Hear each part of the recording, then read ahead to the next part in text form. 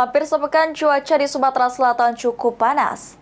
Menurut pihak Stasiun Meteorologi Sultan Mahmud Badarudin II, Sumatera Selatan sudah memasuki musim kemarau.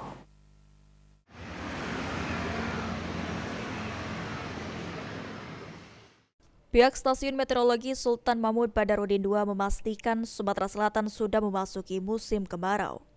Sinta Andayani, Koordinator Data dan Informasi Stasiun Meteorologi SMP 2 mengatakan, Sumatera Selatan sudah memasuki musim kemarau hingga Oktober nanti. Ditandai dengan potensi hujan yang sudah mengurang sangat jauh, bahkan tidak akan ada hujan sama sekali. Sekarang Sumatera Selatan telah memasuki musim kemarau dan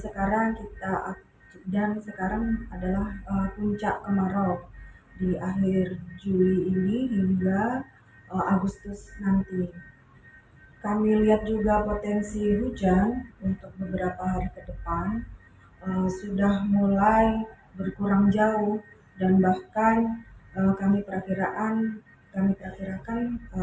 tidak ada hujan sama sekali.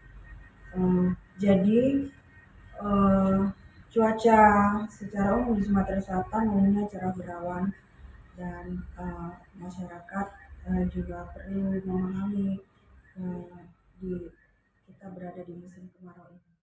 Dari pantauan dan pengamatan observasi Stasiun Meteorologi SMP 2 beberapa hari yang lalu, suhu musim kemarau di Sumatera Selatan berkisaran normal di antara 32 hingga 33 derajat Celcius. Meski begitu, masyarakat dihimbau agar tetap waspada terhadap musim kemarau agar tidak terjadi kebakaran hutan dan lahan, serta bisa mengantisipasi krisis air bersih yang akan terjadi di musim kemarau. Ridho Ilahi, PAL TV.